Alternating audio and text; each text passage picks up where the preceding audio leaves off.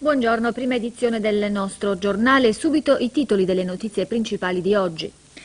Nuova protesta dei sindaci sulla 131, sollecitano interventi per migliorare la sicurezza dell'arteria più importante dell'isola.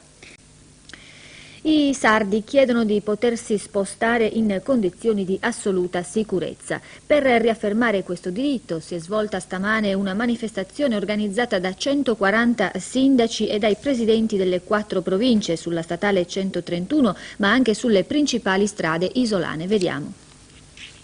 Luci di stazionamento lampeggianti e velocità non oltre i 30 km orari. In questo modo stamane, dopo le 10, migliaia di automobilisti in transito sulla Carlo Felice hanno risposto all'appello dei 140 sindaci e dei 4 presidenti delle province che hanno indetto l'ennesima manifestazione di protesta per le disastrose condizioni della 131 e dell'intera viabilità regionale. Negli svincoli a raso di Sestun, Uraminis, San Luriz, Eddiani, Borore, Bonorva e Florinas si sono tenute le riunioni straordinarie dei consigli comunali e provinciali. Altri amministratori, in prevalenza della Gallura e del Nuorese, si sono dati appuntamento al bivio di San Teodoro per sollecitare il completamento della Nuoro-Olbia.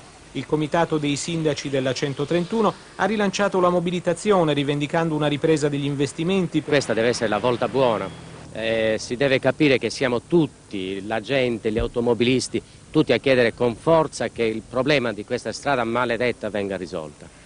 Ma il governo, in mancanza di progetti esecutivi appaltabili dell'ANAS, ha dirottato i fondi destinati alla Sardegna e il rischio vero è quello di un ulteriore aggravamento delle condizioni del nostro sistema stradale, già causa da anni di gravissimi incidenti mortali. Stamane gli automobilisti hanno aderito all'invito dei sindaci. E stanno reagendo bene perché noi stiamo lavorando per loro e loro sono perfettamente coscienti che per riuscire a vincere questa battaglia ci vuole l'accordo di tutti.